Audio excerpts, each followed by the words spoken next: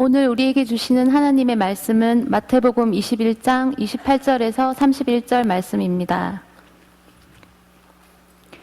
그러나 너희 생각에는 어떠하냐? 어떤 사람에게 두 아들이 있는데 맏아들에게 가서 이르되 얘 오늘 포도원에 가서 일하라 하니 대답하여 이르되 아버지 가겠나이다 하더니 가지 아니하고 둘째 아들에게 가서 또 그와 같이 말하니 대답하여 이르되 실소이다 하였다가 그 후에 뉘우치고 갔으니 그 둘 중에 누가 아버지의 뜻대로 하였느냐? 이르되 둘째 아들이니이다. 예수께서 그들에게 이르시되 내가 진실로 너희에게 이르노니 세리들과 창녀들이 너희보다 먼저 하나님의 나라에 들어가리라. 이 말씀은 살아계신 하나님의 말씀입니다. 아멘. 하는 두 가지 정도로 이렇게 크게 나눠지게 될 것입니다. 광복 70주년 그냥 지나갈 수 없어서 잠깐 한 10분 정도 말씀 나누고 그 다음에 본문 말씀 중심으로 해서 말씀을 나누도록 하겠습니다. 광복 70주년을 맞이하면서 많은 생각을 하게 됩니다. 요즘에 매스미디어와 여러 가지를 통해서 보면서 한국 역사에 대해서 다시 한번 깊게 생각해 보게 됩니다. 안타까운 것은 한국 역사가 하나의 동일한 역사 사실이 일어난 것이 아니라 그것을 해석하는 방식들이 좌우진영으로 대립해 있다는 그런 안타까운 현실입니다. 어느 것이 옳고 그르냐의 문제이기보다 그 두 가지 다가 한국의 현실을 보여주는 게 아닌가 싶습니다. 첫째는 우리 초대 대통령 이승만 대통령에 대한 이야기입니다. 이승만 대통령이 건국의 아버지느냐 아니느냐 이거 가지고 논의가 많이 있습니다. 그분이 건국의 아버지라고 했을 때 문제가 되는 것은 임시정부의 전통을 인정하느냐 안 하느냐, 다시 말하자면 김구로 대표되어지는 임시정부를 우리들이 어느 정도 인정하느냐의 문제로 귀결된다, 이렇게 하는 그러한 이야기들이 있습니다. 이승만 정부는 정말로 큰 역할을 맡아서 이 한국의 기반을 놓아준 그러한 대통령이라 볼 수 있습니다.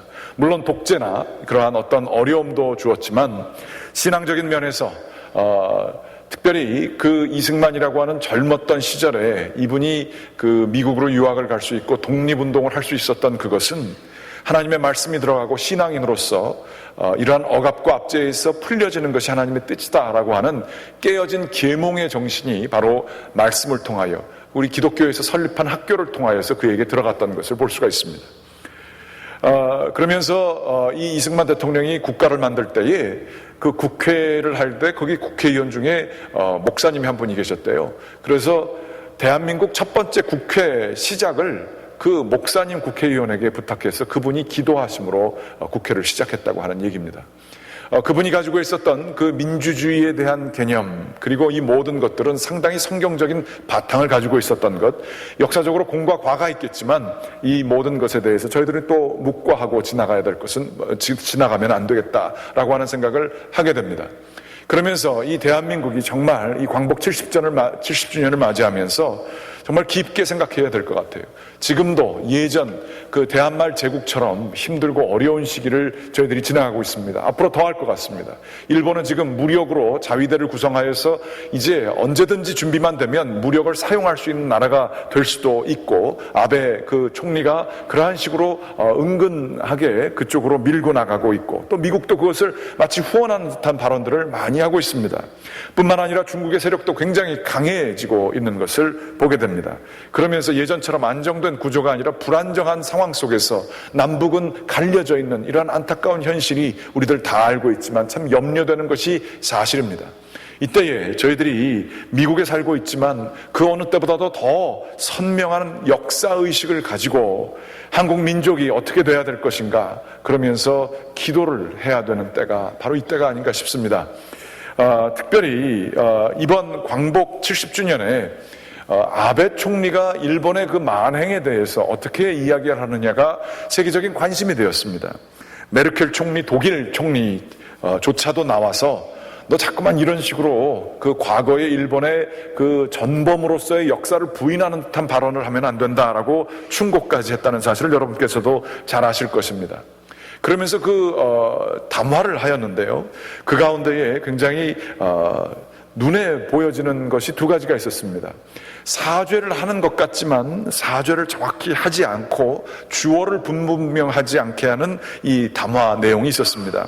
예를 들면 과거에 일본은 반성과 사죄의 뜻을 행동으로 옮겼다, 이렇게 얘기를 하고 있습니다. 즉 반성과 사죄의 뜻은 충분히 70년 동안 해왔다라고 얘기를 하고 있습니다. 그리고 그것에 대해서 다시 한번 사죄한다라는 얘기는 하지 않고 있습니다. 뿐만 아니라 인도네시아, 필리핀, 동남아시아 여러 국가와 아시아 이웃인 한국과 중국, 대만 등의 국민들에게 걸어온 고난의 역사를 마음으로 새겼으며, 이렇게 얘기를 하고 있어요. 잘못했습니다 라고 얘기하는 게 마음으로 새겼다, 아주 애매모호한 표현을 쓰면서 과거를 진술하고 있습니다. 그러면서 이 아베 총리의 진심이 담긴 이야기는 이거라고 그래요. 이제 일본도 전후 태어난 세대가 전체 인구의 8화를 넘고 있다.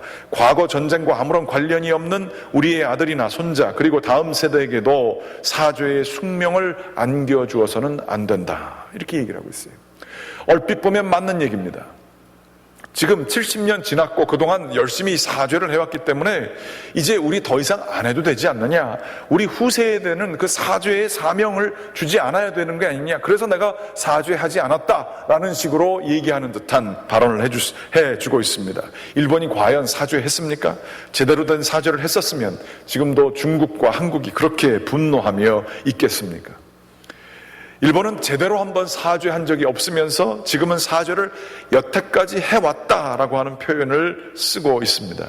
여기에 대해서 제가 어느 한 기사를 보게 되었는데요, 참 재미있는 분석을 해주고 있습니다.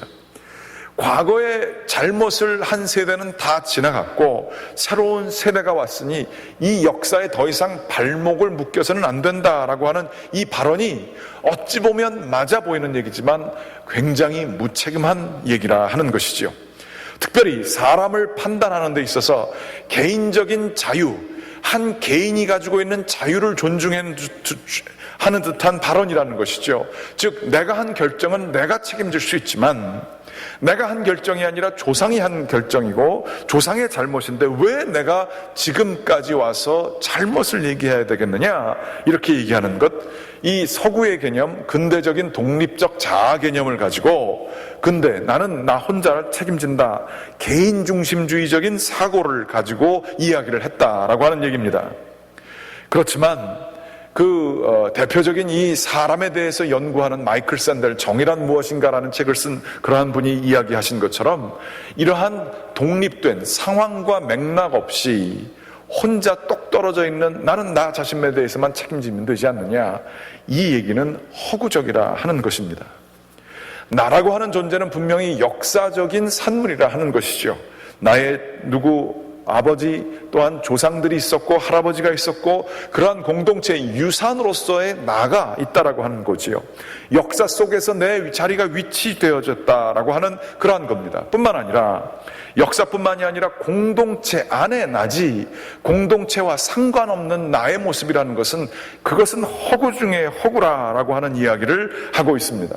말하자면 이 아베 총리가 얘기한 것은 자신의 책임을 피하고 자신만을 살 길을 원해서 과거와 단절을 하는 그러한 무책임한 일이라 하는 것이지요. 우리는 독립적인 자아가 아니라 공동체에 구성되어져 있고 역사가 흘러내오는 역사의 이야기 속에 위치한 자신의 모습인 것을 기록해야 된다. 그러므로 연대적인 책임을 져야 되는 것이 우리의 모습이다, 이렇게 얘기를 하고 있습니다. 저는 이 아베 총리의 얘기에 대해서 곰곰이 생각하면서 이게 일본 사람들이 이렇게 얘기하는 건 괜찮은데 지금 한국 젊은이들도 이런 얘기를 하면 어떻게 하는가, 그런 생각이 들게 되었습니다. 과거는 과거고 나는 내 인생은 내 거다, 공동체는 공동체고 나는 내 개인이다 라고 하는 생각이 우리 가운데에도 상당히 많이 있다라는 얘기예요. 일본이 어쨌든 간에 나는 상관없다라는 얘기를 일본이 하는 게 아니라 우리가 하게 되면 과거에 그 나라를 지키고자 공동체를 지키고 국가를 지키고자 수많은 사람들이, 그 젊은 생명들이 자기의 독립적인 자아, 개인의 행복을 찾을 수 있었지만 국가를 위해서 버렸던 일들이 있었어요. 그 사람들을 모욕하는 일입니다. 국가를 위해서 살았던 사람들, 그 젊은 항일 투쟁했던 사람들, 3.1운동 때 그 태극기 하나 들고 일본 사람들의 총칼에 맞아 죽은 사람들이 있어요. 왜 그래야 했었죠? 그 사람들은 공동적인 연대적인 책임을 가지고 그런 일들을 했던 거예요. 그런데 지금 우리 사회 속에서도 자꾸만 그 공동적인 국가적인 책임과 역사적인 책임을 물어야 되는 우리 개인들이 그건 아주 힘 있는 사람들, 정치하는 사람들 알아서 하고 나는 관계없다라고 생각하는 독립적 자아의식, 이러한 생각들을 많이 가지고 있다라고 하는 얘기예요. 그 어느 때보다 역사를 제대로 봐야 될 것이며, 그 어느 때보다 우리의 그 국민으로서의 책임, 민족으로서의 책임에 대해서 가져야 될 것입니다. 제가 자주 하는 얘기입니다만, 한국 민족이 이렇게 반쪽으로 나눠졌는데도 불구하고 역사적으로 정말로 전무후무하게 이 정도의 영향을 미칠 수 있는 것은, 저는 확신하기는 한국 민족의 역사 속에 성경의 이야기, 하나님의 이야기가 들어왔기 때문이라 그렇게 믿습니다. 성경의 이야기가 들어왔다는 얘기가 뭡니까? 과거에 죄가 있어요. 정말 주눅들 수밖에 없고 연약해서 스스로 일어설 수 없는 그러한 우리들의 자아의 모습이 있어요. 우리의 역사가 창피하기 짝이 없어요. 그러나 우리들이 하나님의 이야기, 그 삼위일체의 역사적인 이야기 속에 우리가 위치하게 될 때에 우리는 거기서부터 소망을 가질 수 있습니다. 저는 믿기는 성경이 주는 역사의 이야기 속으로 우리가 들어가게 되었을 때에 한국 민족들은 힘을 받게 됐고 소망을 받게 되었다고 믿습니다. 그러므로 지금 믿는 사람들이 해야 될 것은 이 독립적인 자아의 개념을 빨리 버리는 것이 중요합니다. 역사를 공부해야 합니다. 한국의 광복 70주년 그냥 지나가면 안 됩니다. 한국의 3.1운동의 핵심은 교회를 중심으로 해서 일어났습니다. 당시 교회의 인구는 3%밖에 되지 않았습니다. 그러나 그 교회를 통해서 독립운동가들도 생각지 않았을 때 교회 조직을 통해서 일어나게 되었고, 민족적인 자아 개념을 새롭게 할 수 있고 숭고한 자아의 개념으로 나아갈 수 있었던 것, 한국 교회가 한 일들입니다. 지금 한국 교회는 다시 깨어야 할 것입니다. 그 어느 때보다도 어려운 시대를 지금 지나가고 있고, 우리 이민사회도 한국 사회와 떨어져 있지 않지 않습니까? 그러면서 한번 우리 자신을 바라보게 됩니다. 우리들도 아베 총리처럼 자꾸만 남들이 하고 과거에 한 거고 이건 나하고 뭔 상관이냐, 이런 생각을 하기가 쉽습니다. 갈보리 교회 40주년입니다. 갈보리 교회의 그 터전을 이루기 위해서 수많은 분들이 이민 사회를 살면서 힘들고 어렵지만 교회를 세우고 교회라고 하는 것이 희망의 근거가 됨을 믿고 자신의 시간을 내고 헌신을 다하여 정말로 잠을 못 자가면서 자신의 가정을 희생해 나가면서 세운 것이 이 갈보리 교회입니다. 역사를 알아야 할 것입니다. 무엇보다도 성경 속에 자기를 위치해야 할 것입니다.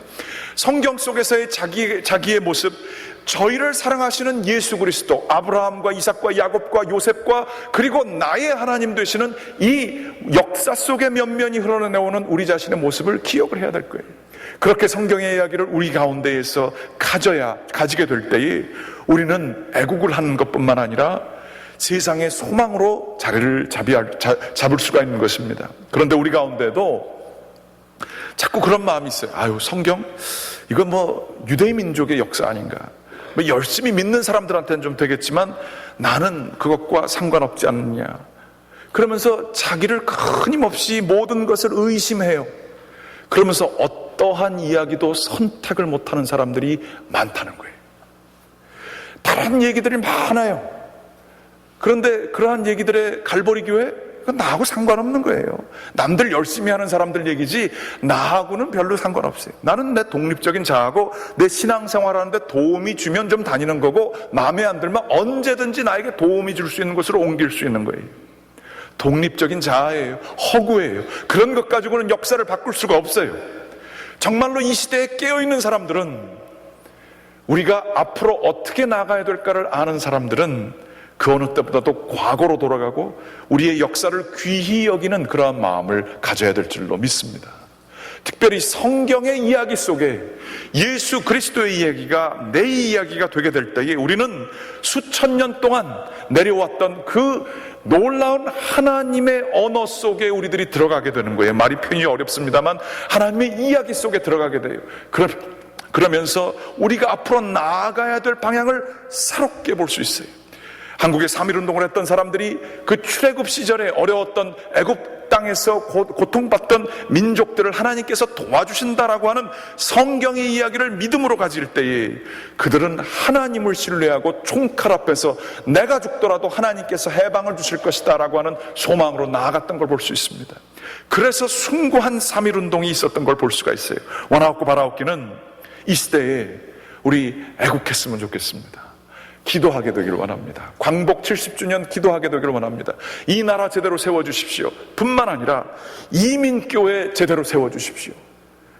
교회들이 바로 세워지게 도와주시옵소서. 세상에 소망을 줄 수 있는 교회 되게 하시고 세상의 이야기가 여기선 힘을 잃어버리게 하시고 하나님의 이야기가 저희에게 강력한 이야기가 되게 하시사 세상을 이길 수 있는 능력 되게 도와주시옵소서. 그러한 기도를 드리는 저와 여러분들 되기를 간절히 기원합니다. 곧까지 광복 70주년 하고요. 이제 오늘 말씀 보겠습니다. 오늘 말씀은 본문 말씀에 보게 되면 두 아들의 얘기가 나와 있어요. 두 아들의 얘기는 이렇습니다. 아버지가 포도원에 좀 가라 라고 하는 얘기가 나와 있죠. 오늘 본문 말씀 보여주시기 바랍니다. 21장에 보게 되면 포도원에 가서 일하라 그랬더니 대답하여서 아버지 가겠습니다 하고서는 어떤 아들은 가겠다고 얘기를 해놓고서는 가지를 않았습니다. 맏아들이. 근데 둘째 아들은 포도원에 가라 얘기를 했습니다. 그랬더니 이 친구가 얼마나 버릇이 없냐면 실소이다. 아버지한테 실소이다. 그렇게 얘기를 한 거예요. 아버지 싫어요. 나 안 갈래요. 그러놓고서는 뉘우쳐가지고 갔다는 거예요. 그러면서 예수님께서 얘기하시기를 이제 누가 아버지 뜻대로 했냐라고 물어봐요. 얘라고 얘기하느냐 아니면 실질적으로 간 아이냐 이렇게 물어보는 거예요. 행동으로 보여준 아이입니다. 당연히 둘째 아들입니다 라고 얘기를 하지요. 그러면서 세리와 창녀의 얘기를 하며 회개하면서 주님을 믿는 사람들이 더 중요하다 이런 얘기를 해주시는데요. 오늘 이 말씀은 마음과 실천의 문제에 있어서 이 행동으로 나타나는 것의 가치를 잘 보여주고 있습니다.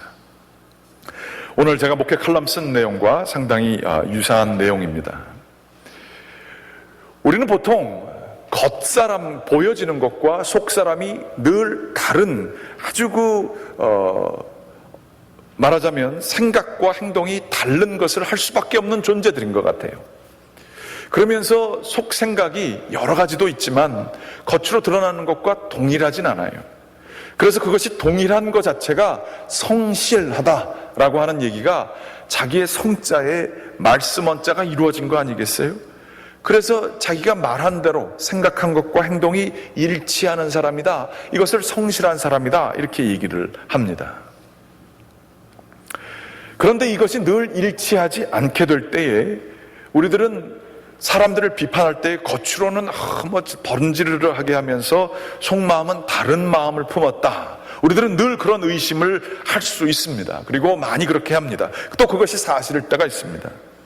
그럴 땐 우리는 위선자라고 얘기를 합니다.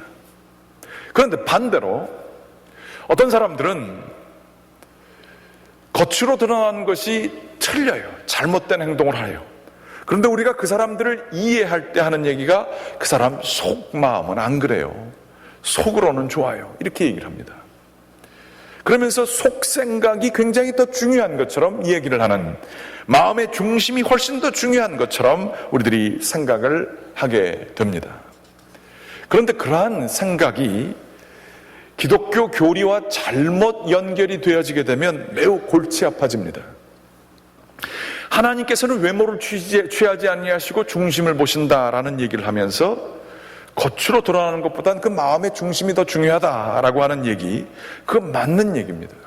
그런데 그 얘기가 한 단계 더 나가서 겉으로 보여지는 것은 그러므로 중요하지 않고 신경 쓰지 않아도 된다라고 하는 얘기까지 가게 되면 문제가 되게 되지요. 그러면서 주로 쓰여지는 얘기가 마음으로 믿고 입으로 시인한다라는 얘기를 하며, 행동은 그거는 관계없다. 마음이 중요하고 입으로 시인하는 게 중요하다. 이렇게 얘기를 할 때도 있습니다. 그러면서 이야기를 하는 것이, 인간에서 나오는 모든 행동들이 과연 그런 어떤 큰 의미가 있겠느냐. 즉, 내 마음이 예수 그리스도 앞에 회개를 하고 그분과 바른 관계를 마음으로 맺는 것이 중요하지 않겠느냐라고 하는 그러한 신학을 가질 때가 있습니다. 이 신학이 조금 더 한 단계 더 나아가면, 내 마음은 주님께 있습니다. 그거는 변하지 않았습니다.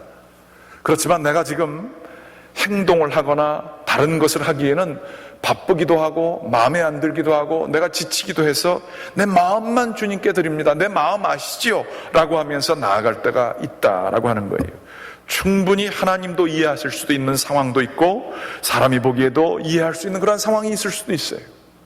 하지만 그 가운데에 잘못된 게 있을 수 있습니다. 인간의 전적인 타락을 얘기하는 때가 있어요. 그러면서 우리가 선해지고 우리가 거룩해지는 것은 유일하게 하나님의 은혜 때문이다. 인간에게서는 선한 것이 나올 수가 없다. 인간의 행동을 통해서는 선한 것이 열매를 맺을 수가 없다라고 하는 생각까지 나아갈 수가 있어요. 그러면서 세속적으로 우리가 이렇게 쉽게 얘기할 때는, 뭐 교회를 많이 해서 뭐해? 마음이 중요하지. 마음이. 교회를 안 해도 돼. 그저 하나님 앞에 이렇게 서 있기만 하면 돼. 그러면서 여기다 신학적인 용어까지 더 붙일 때가 있어요. 칭의가 중요한 거다. 하나님께서 우리를 의롭다 하시는 회개 행위와 주님께 영접받는 그 행위가 중요하지, 성화 이거는 중요하지 않다라고 얘기하는 것까지 막 발전돼 나갈 수가 있어요. 또 그렇게 되는 경우가 많이 있어요. 그것의 가장 통속적인 표현이 그겁니다. 방송 설교에서 많이 나오지만 그것이 필요 없다는 얘기는 아니지만 여기서 끝나는 게 문제죠. 다시 말하자면, 자신의 죄를 입으로 고백하십시오 지금, 그리고 예수를 영접한다고 말하십시오. 그러면 당신은 지금 구원을 받았습니다. 이렇게 얘기하는 경우예요. 입으로 시인했다는 거예요. 그리고 그것이 회개됐고 구원받았다는 거예요. 예수 영접의 순간 곧바로 그 사람 구원받았다. 이젠 끝났다. 관계 청산됐고 죄는 하나님 앞에서 다 잊혀버렸다라고 하는, 그리고 여기에 끝나고 난 영접했고 이제는 주일날만 교회 나가면, 미국 교회 같은 경우는 주일날 교회 안 나가도 예수 영접했기 때문에 구원을 확실히 보장됐다. 입으로 시인했기 때문에 이러한 교리로 끝날 수가 있어요. 그리고 그거를 칭의라고 하는 교리로 이렇게 만들 수가 있어요. 이거 성경적이지 않을 뿐만 아니라 건강하지도 않습니다. 한번 생각해 보십시오. 수많은 교회들이 그리하여서 교리, 그 바른 교리만을 내가 믿으면, 그리고 교인으로서의 가장 기본적인 의무만 하면, 그러면 우리는 구원받는 거고 제대로 가는 길을 갖고 있다라고 하는 생각을 갖는 걸로 우리들이 그렇게 교회에서 많이 얘기해 왔습니다. 그런데 여기에 대한 깊은 비판이 있기 시작했어요. 그게 정말 다냐라고 하는 거예요.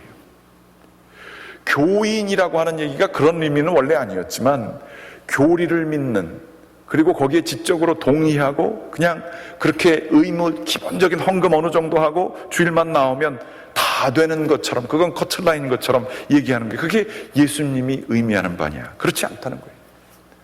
우리 감리교회는 교리도 중요합니다만 올도독스도 중요합니다. 올도라는 것은 바르다는 거고 독스는 교리입니다. 그런데 우리들이 제일 중요시하는 것은 올도프락시스입니다. 정행입니다. 바른 교리뿐만이 아니라 바른 행동이 되어야 된다고 믿습니다. 요한 웨슬레 그 목사님께서는 말씀하시기를 뭐라고 말씀하셨냐 하면, 저 사람하고 나하고 예수 믿는 방향, 방법과 성경 해석이 틀리다, 이럴 때가 있어요. 또는 반대될 때가 있다고 했어요. 그렇지만 그 사람이 하나님께서 원하시는 실천을 하는 사람이면 나는 그 사람과도 손을 잡겠다라고 얘기를 했습니다. 실천이 그렇게 중요하다는 거예요. 드러나는 열매들이 중요하다라고 하는 것이죠. 그러면 우리들이 이야기하는 성경 말씀으로 다시 돌아가면 그렇습니다. 마음으로 믿고 입으로 시인한다는 얘기가 겉으로 나오는 지적인 동의만 하는 것이냐? 그렇지 않습니다. 마음으로 믿고 입으로 시인한다는 얘기는 그 역사적인 배경이, 그 당시에 도시에 들어가거나 성읍에 들어가게 될 때에 그 로마 황제에게 충성을 맹세하는, 로마 황제는 주 중의 주요, Lord of the Lords, King of the Kings 이런 표현을 썼어요. 그런데 그 표현을 안 쓰겠다는 거예요. 나에게 Lord of the Lord, King of the Kings, 주 중의 주요, 왕 중의 왕은 예수 그리스도입니다. 그 시대에 그 제국과 그 로마 그 엄청난 힘에 대해서 이게 아니라 주님이 주인입니다 라고 하는 것을 성문 앞에 들어갈 때 자기가 로마 황제가 아니라 주님을 고백하겠다고 하는, 입으로 시인한다는 얘기가 목숨을 걸고 자기의 온 것을 걸고 그 입으로 고백한다는 내용이라 하는 그러한 말씀이지요. 말하자면 입으로만 하는 것이 아니라 자신의 온 존재를 입으로 표현하여 믿음을 고백했던 초대 신앙인들의 모습이 있는 거예요. 그렇게 될 때 우리들의 삶은 교인으로서의 모습, 가장 기본적인 것만 해도 내 마음은 주님께 있기 때문에, 그리고 주님은 마음만 보시기 때문에 아무것도 안 해도 된다라고 하는 것은 성경적이지 않다는 거예요. 오늘 이야기 나온 그 아들처럼 마음은 믿습니다 그러면서 행하는 행동은 전혀 다른 것이 되게 될 때에, 우리 한국 기독교가 그것만을 강조했었어요. 아니, 예수 믿고 영접하십시오, 예수 교회만 나오십시오, 헌금만 많이 하십시오, 그러면 당신은 예수의 사람입니다. 그랬을 때 교회를 향해서 지금 손가락 뻗고 있는 것이 결코 외부 사람들의 잘못만은 아니라는 거예요. 저 사람들 위선적이야, 뭐 입으로는 이 얘기하면서 바깥으로 잘못하는 것, 그것이 상당히 기독교의 교리와 관계가 있다는 거예요. 말하자면 오늘 성경에 나오는 그 첫째 아들처럼 포도원에 가겠습니다, 예수 나 잘 믿겠습니다, 사랑하면서 살겠습니다 라고 얘기해놓고서는 앉아서는 사람 미워하는 얘기, 사람 비꼬는 얘기, 풍자하는 얘기, 욕하는 얘기, 이러한 얘기 이외에는 하질 않아요. 사람을 이해하려고 노력하지 않아요. 용서하려고 하지 않아요. 입으로는 포도원 가겠습니다, 예수님은 사랑이십니다 얘기해놓고서는 그 포도원에 안 가는 거예요. 실천이 안 따르는 거예요.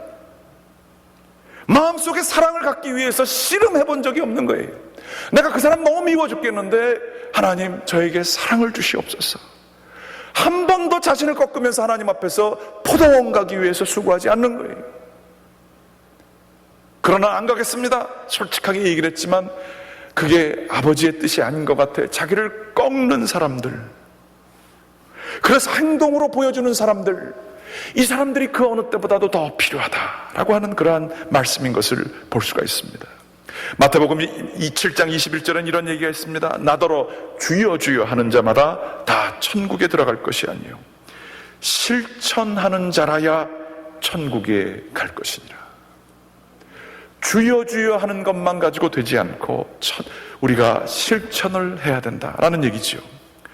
어떤 부분 이렇게 얘기했습니다. 우리는 너무나 연약하기 때문에 우리의 실천은 선한 것이 나올래야 나올 수 없는 죄인인데, 우리는 전적으로 죽을 죄인인데 우리에게서 뭐가 나오겠느냐. 그러면서 이런 얘기를 했어요. 우리는 황금을 나르면서 엉겅퀴를 먹는 나귀이다.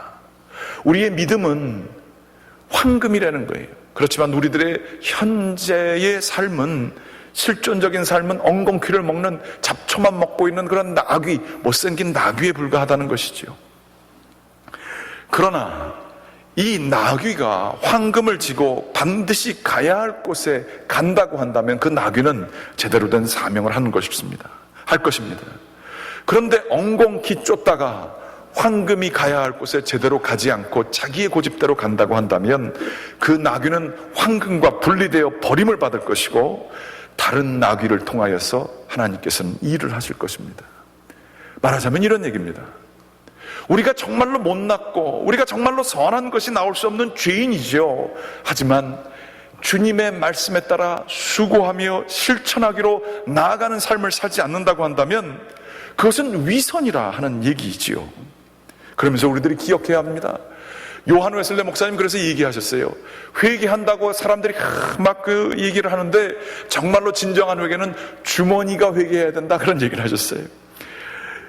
재정적인 면에서 하나님을 영광을 돌리는 실천의 모습이 나타나지 아니하면 가짜라는 거예요. 본심이 아니라는 거예요. 마음은 그런지 모르지만, 속마음은 정말로 주님을 사랑하는지 모르지만 돈 문제만 가면 헌금만 낼 때 되면 내 이익이 먼저지 하나님께 헌신하는 건 중요하지 않아요. 저는 그런데 거기다 더 하나 애드하고 싶습니다. 진정한 회개는요, 시간이 회개를 하지 않으면 회개가 안 됩니다. 하나님을 위해서 시간을 쓰지 않는 사람들, 주님을 위해서 따로 경건의 시간을 내지 아니하고 주님 앞에 고꾸라지는 훈련을 하지 않는 사람들, 그 행동이 없는 사람들은 아무리 성경을 많이 안다 할지라도 과거에 많은 성령의 충만함과 성령의 놀라운 역사를 받았다 할지라도 그 시간 속에 하나님이 담겨져 있지 않은 사람은 회개한 모습이 아니에요. 실천을 통해서 드러나야 하는 것이지요. 우리의 삶 속에서 예수의 그리스도의 모습이 드러나야 되는 것입니다. 그것이 바로 우리에게 요청되는 거예요. 오늘 제가 그 글에도 썼습니다만, 행동은요, 때로는 우리의 마음과 관련 없이 나아가는 경우도 많이 있지만, 때로는 우리도 모르는 사이에 우리의 속마음이 툭 뱉은 말 속에서 나올 수도 있고요, 아니면 우리들의 어떤 행동을 통해 우리의 본심이 드러날 때도 있어요. 나도 그렇게까지 생각하지 않았는데 내 몸이 그걸 보여줘요. 나도 꼭 그렇게 생각하지 않았는데 내 몸이 그러한 행동을 할 때가 있어요. 그게 본심일 때가 많아요. 그러므로 참된 회개는 행동의 회개, 실천의 회개가, 열매가 반드시 맺혀야 한다는 그러한 사실입니다. 여러분, 교회 일만 하라고 하는 얘기는 아닙니다. 교회 일도 당연히 해야 합니다. 그러나 우리의 삶 속에 예수 그리스도 따르는 삶의 흔적이 드러나는 그러한 저와 여러분들 되시기를 주님의 이름으로 간절히 축원합니다. 기도하시겠습니다. 주님 감사합니다. 주님께서 저희에게 귀한 나라, 한국이라고 하는 나라를 주시고 그 역사의 어려움과 그 여정을 통하여서 저희들 하나님께 의지하는 법을 배우게 하시고 복음이 전해진 나라로 변화되게 해주신 것을 감사를 드립니다. 아버지 하나님, 저희 이 나라를 주님께서 불쌍히 여겨주시사 믿는 자들이 다시 한번 깨어있을 수 있게 하여 주시고 이 세상에 등대와 같이 빛을 발할 수 있는 세상과 다른 삶을 사는, 다른 실천을 하며 사는 자들 될 수 있도록 인도하여 주시옵소서. 아버지 하나님, 저희 갈보리 교회도 주님께서 축복하여 주시사 갈보리 교회에 다니며 삶이 변화하고 믿음의 결단을 내리고 삶을 고쳐나가는 사람들, 삶 속에 말씀을 실천하는 제자들이 더욱더 많아질 수 있도록 인도하여 주시옵소서. 예수 그리스도의 이름으로 기도드렸습니다. 아멘. 다 같이 일어나시겠습니다. 찬양 449장 부르시겠습니다.